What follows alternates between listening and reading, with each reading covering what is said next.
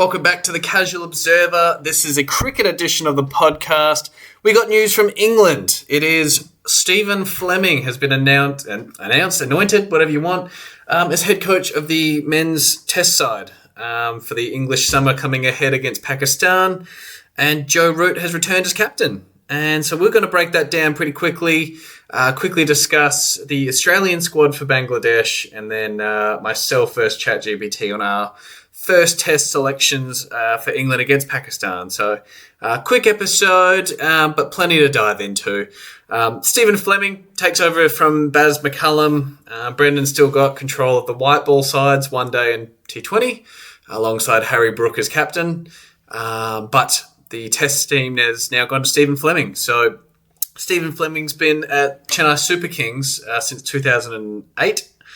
So he was a player for 2008, then was head coach from 2009 to 2026. So, hell of a career with one franchise, especially in the India Premier League. If you don't have success, you are gone. So, in that time, made the playoffs 12 times, reached the finals 10 times, won the IPL 5 times, and then 2 Champions League T20 titles. 2010, 2014, so 7 total titles. Pretty amazing record. Recently wasn't so good, but hey, had a bit of a side in transition. Once you lost, MS Dhoni, not the same side apparently. So, I thought they overachieved in his time, and so a hell of a steal, I think, for England to manage to get Stephen Fleming. I think he's got the right temperament, and hopefully, I'm assuming he's got a bit more coaching for technique, temperament than Brendon did. Brendon was, look, this is the thing I hate about the world is, when you're new and fresh and it's exciting, you're the world's best thing since sliced bread. But shit, when it goes wrong, no one wants a bar of you. So I thought for the first 3 years of Bazball, Brendon McCullum was getting touted as a hero and was amazing and so good for players and development and creating a culture that's very accepting and fun and free. But shit, you lose 7 out of 9 games. Wow, did the media turn around? Suddenly you can't coach, you've got no nous, you've got no skill, you've got no communication. It's like, Jesus Christ, can we... some of those things might be true, but geez, you can't have it both ways. You can't be winning one moment and be the best coach ever and then start losing and see you later. So hindsight's a wonderful thing. I think obviously you'd started seeing some of the cracks appear, some of the meltdowns appear more consistently after the Ashes seemed like a fair time to move on. In my opinion, I thought they should have kept him, and they did. But geez, this last 3-game series against New Zealand was just bye-bye. It was clearly, you lose Stokes, you lose McCullum, you'd lost the dressing room. I mean, they still love him. The English, you can see that Harry Brook and Baz work so well together, but he'd lost the faith of the media, the people. And once you lose that, good luck. Your life is going to be a living hell. So, focus on one side of it. Clearly, Test cricket's still the pinnacle. Because that's, what the public are talking about most. So in comes Stephen Fleming. Hopefully, look, I think if they'd gone, say, someone like Andy Flower, Justin Langer, that's too far 180 from where Brendon was. And so I think going right in the middle, maybe still more towards the Brendon McCullum side of things with Stephen Fleming is a great decision. Because, going to a hard taskmaster like Flower and Langer, I think it would have been too much of a culture shock, too much butting heads, and these players aren't used to being coached like that, micromanaged, those kind of things. So I think, right choice was made with Fleming. Though I think, going someone like Jonathan Trott, Richard Dawson, someone from England would have been also the right choice, because right now I find it hard to believe as an Australian that the English, who have all these resources, all these county teams, you don't have an English head coach. You haven't had one for years. The last one you had in Chris Silverwood was so negative that he had to go anyway.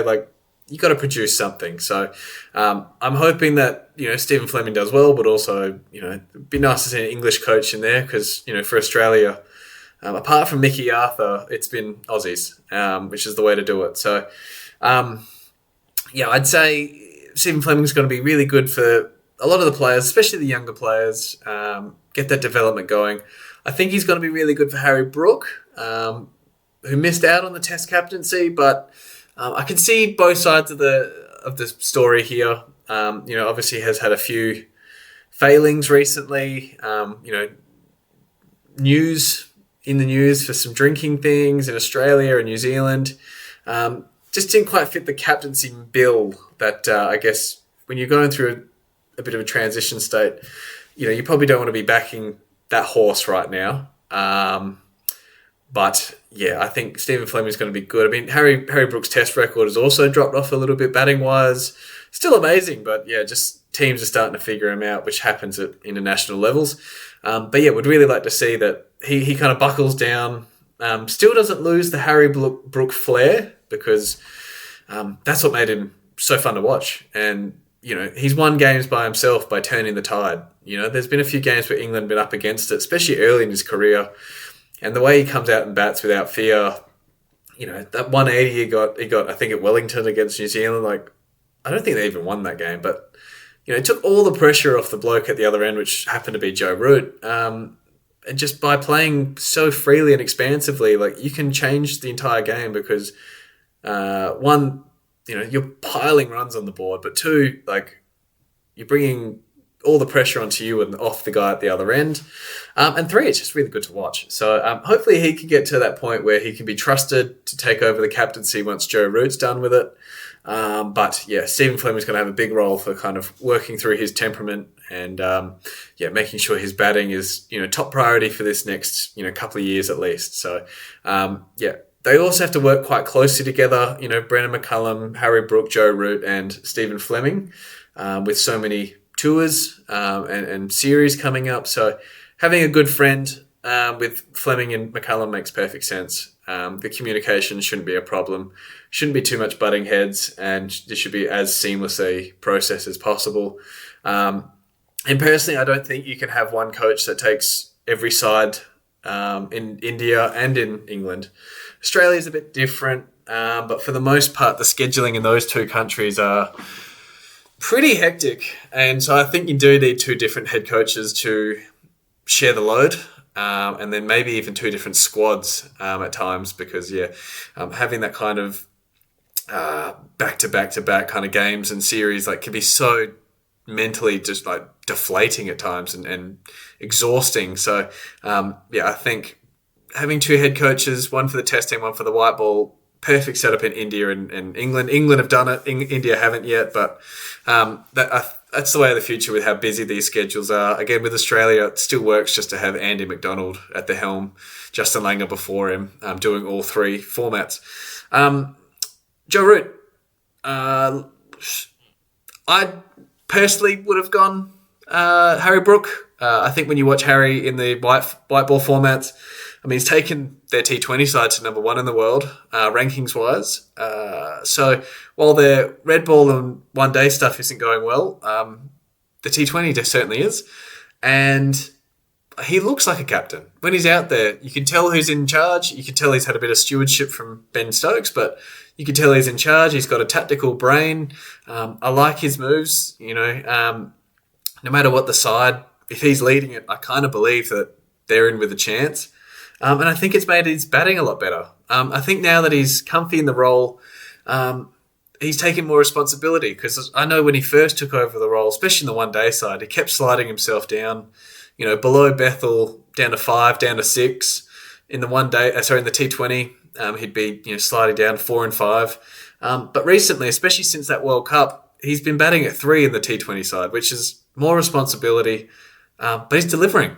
And he's leading from the front, which is, basically, I wouldn't ask you to do anything I wouldn't do myself, which is, again, the Ben Stokes mantra. So I like the fact that he's gotten comfy, and now he's, number 3 in the T20 side is my spot. I'm going to lead, from the front, show you how it's done, and play without fear, which is perfect.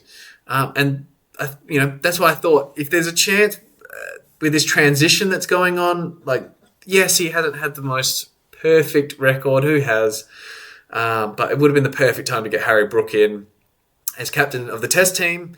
I know I just said, I don't think you can have one coach for all three formats, and it's tough to be one captain for all three formats in those countries, but I think your options are so limited, and I think he looks like a captain. And I think you get that captaincy thrust in front of you, like you have to grow up. You have to. So I think it was, Joe's not a bad option. I just don't think he's a natural captain. You watch him in that one test against New Zealand where he took over for Ben when he was suspended. He looked stressed. Didn't look like he was having as much fun. It weighed on him when he was batting. It just didn't look like Joe Root. And that looked like kind of Joe Root at the end of the last era when it was just exhausted, wasn't fun, deflated. Like, I don't want to see him. Like, even as an Australian, like watching Joe Root is, we're watching history. It's amazing. It's a privilege. And, I mean, as captain, Joe's captained 65 tests, 27-27 record with, 11 draws and no results. But he averages 8 fewer runs with the bat as captain than he does just being a pure batter. And so, I don't know. I would rather his runs than his captaincy. And I said, I don't think it comes naturally to him. Like, I think second in command, all for it. Helping tutor Harry Brook, perfect. But I don't know. Making him captain, I could see this really going poorly for Joe, who's going to have, especially if they get off to a bad start against Pakistan. And it wouldn't be inconceivable to see them get off to a bad start against Pakistan because, like, they have no all-rounder.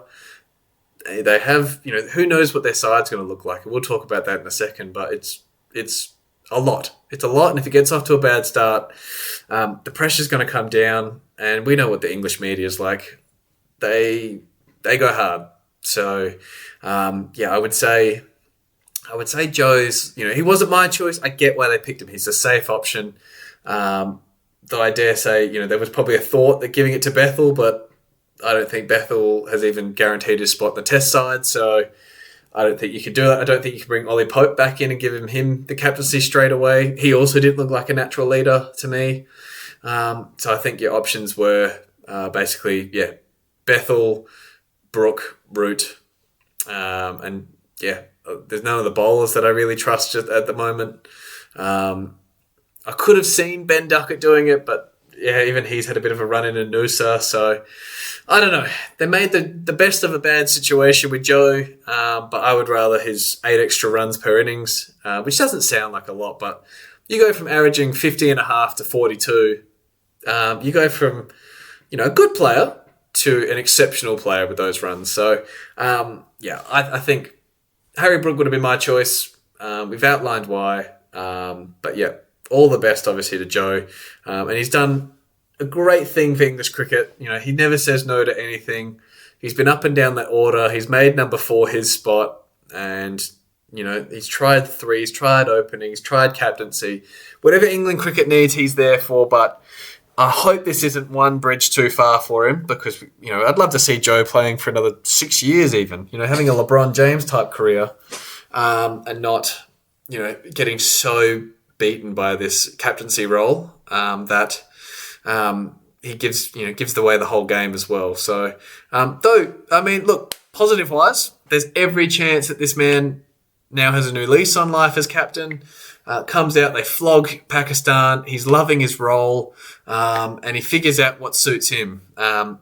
His captaincy style has definitely changed from prior to Ben Stokes to post Ben Stokes. I think his captaincy ideal sits somewhere in the middle. So he needs to not be channeling his inner Ben Stokes, but also the negative Joe Root of old needs to disappear as well. So, there's every chance this is like a second coming for him captaincy-wise. But, I'd personally, Harry Brook would have been my choice for captain alongside Stephen Fleming as coach. So, they are the changes. Let's see how they go. Pakistan's playing the West Indies at the moment in a Test series. They melted in the first game. West Indies won that. Bowled him out for 120 in the second innings to win by like 90. Their lower order for the West Indies basically won them that game, along with Shea Hope. And so far, West Indies are 5 for 230 at the end of day one against Pakistan. So Pakistan are exactly the strongest test side. They've been bagged out for having not the strongest mental approach to the game. And yeah, you could see that time after time against Bangladesh, against West Indies. They crumble. They are not fourth innings chasers, that's for sure. So if there's ever a test series for England to get up, this is it. You've got potentially, depending how the rest of this West Indies series goes for them, potentially a pretty downtrodden, defeated Pakistan side. If you can't beat these guys 3-0 in your home conditions, it's not happening. So, that's my spiel about that. Let me know what you think. But onto the test squad. It's ChatGPT versus myself. We've done our squads. Won't go through them. Well, we will. Basically, ChatGPT has said that their squad would be Ben Duckett, Emilio Gay, Joe Root, Harry Brook, Jacob Bethel, James Root, Jamie Smith, Rian Ahmed, Shoaib Bashir, Gus Atkinson, Ollie Robinson, Josh Tongue, Matthew Potts, Bryden Carr, Sonny Baker. My squad looks very similar. Ben Duckett, Emilio Gay, Root, Brook, Bethel, Smith, Rue, Rian Ahmed, Gus Atkinson, Ollie Robinson, Josh Tongue, Bryden Carr, Sonny Baker. My changes really lie in Liam Patterson-White as the spinning all-rounder, in for Shoaib Bashir, and Jofra Archer in for Matthew Potts. So not much of a difference there at all. I don't think any of the batters are going anywhere soon. Ben Duckett's back in the runs. Emilio Gay looks so solid against New Zealand. Joe Root is Joe Root. Harry Brook is Harry Brook. Jacob Bethel needs to prove something. We'd love to see him bat at 6. Get the young guy a chance against the ball that isn't doing as much. Sure, he probably loves the responsibility at the top, but I haven't seen, apart from a couple of innings, one against New Zealand where he got 96, and then against the Aussies, 150 odd. He hasn't really looked like he's up for the new ball. It doesn't seem that good at starting either. So I think 6, though he didn't look great against India years ago at the Oval, Chris Woakes' last game. But yeah, I think ideally Jacob Bethel would be a number 4. But Joe Root's got that spot, so number 3 is what he's got now. But he's there. Jamie Smith, James Rue, all solid. Great backup. James Rue's piled on the runs in county cricket. I think he's definitely the next in. And then, you don't have any real, apart from Sam Curran, you don't really have any fast bowling all-rounders in England at the moment. So Rian Ahmed and Liam Patterson-White, I think, would be your 2 next up. Both can bat. I think Liam bowls better, and I think Rian Ahmed bats better. So depends what you're going for the makeup of your squad there. It gives you 2 different options. I also believe with Gus Atkinson, Ollie Robinson, Josh Tongue, Jofra Archer, Bryden Carr, and Sonny Baker, you've got line and length bowlers in terms of Atkinson and Robinson and Carse, though Carse was a bit shoddy in Australia. And then you've got out and out quick with, Tongue, Archer, Baker. So you can go at a bunch of different ways making that side up as well. But I think you need to have the all-rounder in. We saw in the last game against New Zealand, Ben Stokes was back, but not having, the true, the true makeup of the side. Sorry, it wasn't the second game. It was the second game when Joe Root took over, no Ben Stokes, and they had Jordan Cox, James Rue both in, and 4 quicks, and they just used the spin of Bethel and Root. That's not going to cut it. So you think you need a proper bowler. And so, I would say, honestly, I would go Liam Patterson-White over Rian Ahmed. I don't really trust him with bat or ball. While Liam's at least proved something in county cricket. Jofra, as long as he's healthy, would be straight in. And depending on the makeup of the first pitch, I'd say it's pretty self-selecting in Gus Atkinson, Ollie Robinson, Josh Tongue, Jofra Archer, Bryden Carr, and Sonny Baker on the bench. So James Rue would be on the bench, Rian Ahmed also, and your 11 would be Duckett, Gay, Bethel, Root, Brook, Smith, Patterson-White, Atkinson, Robinson, Archer, Tongue for the first test. So we'll see what comes out squad-wise, but my omissions, Jordan Cox, Sam Curran, Sam Cook, Jack Haynes from Nottinghamshire, I think he's underappreciated, honestly. So I really like what he's doing, and I think he should get a look in.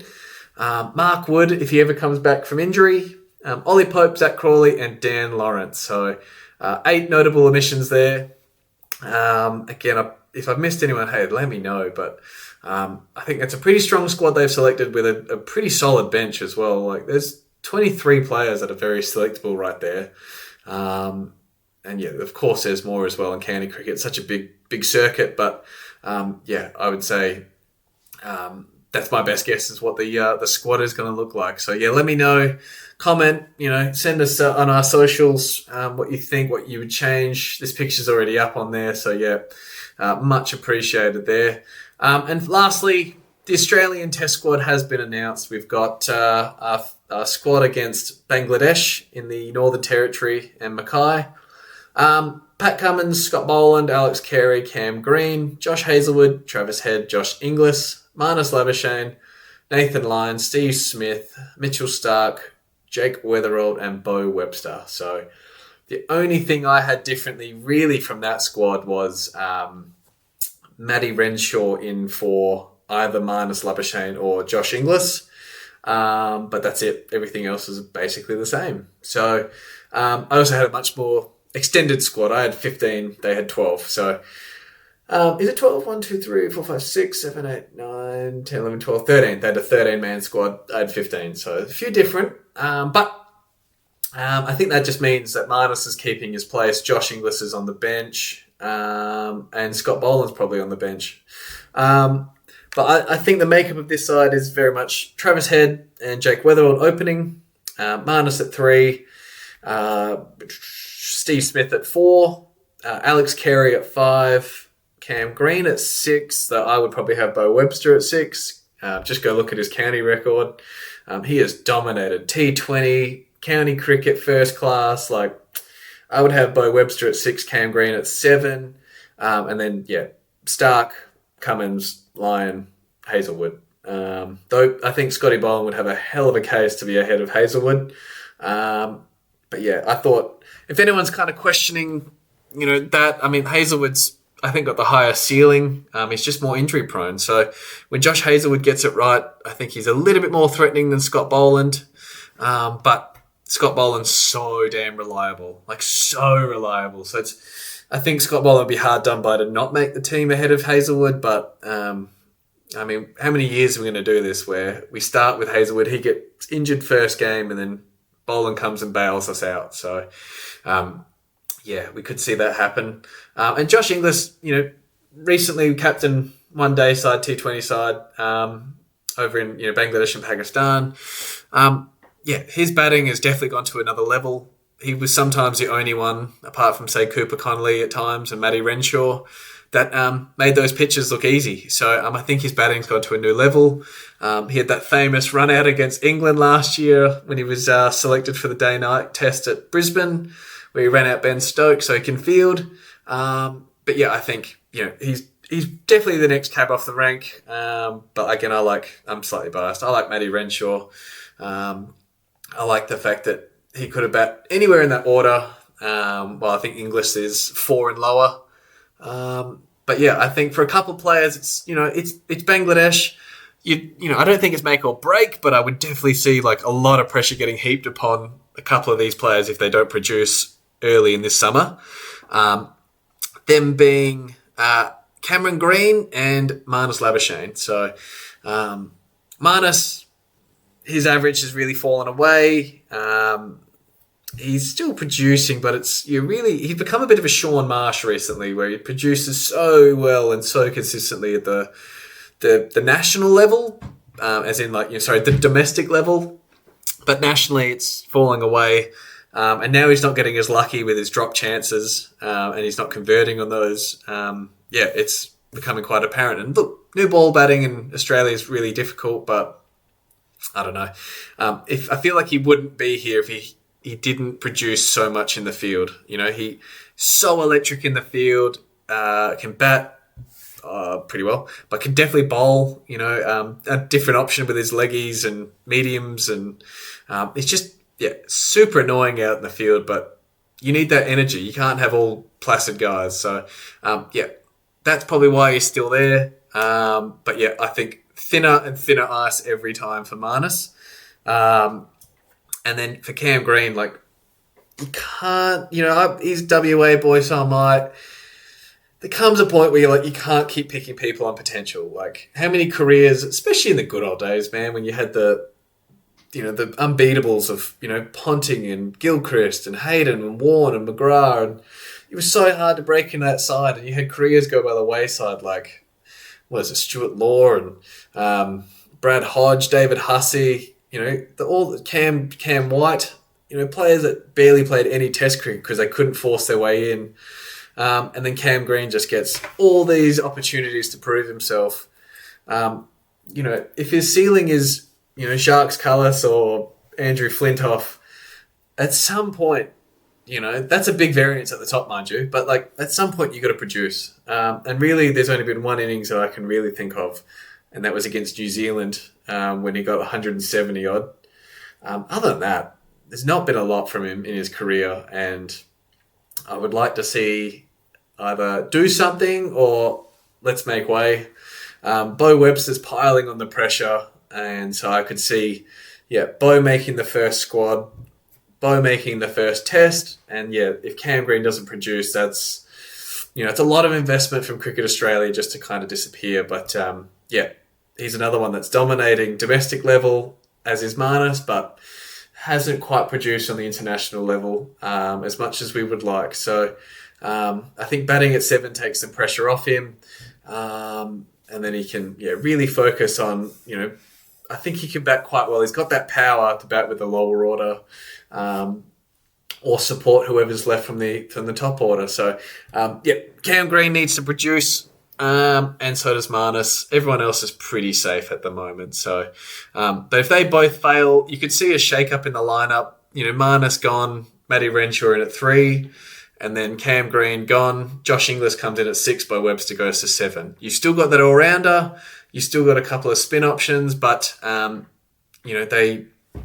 it just changes the balance of the side slightly. So, they would be, if they fail, they would be my changes. But good first squad. Bangladesh, they've lost a couple of players to injury already, so it shouldn't be too tough a series. But that starts the 13th of August, 10 days from now. So that's all we've got for this pod. It's been fun. Plenty to discuss as always. We'll be back to you when we've got a few more things to chat about, but this might be our shortest pod in a while. So, thank you. Make sure you hit that subscribe. It means the world to us here. It just helps us promote the channel and keep talking to more and more people. So appreciate you all, and we will see you next time.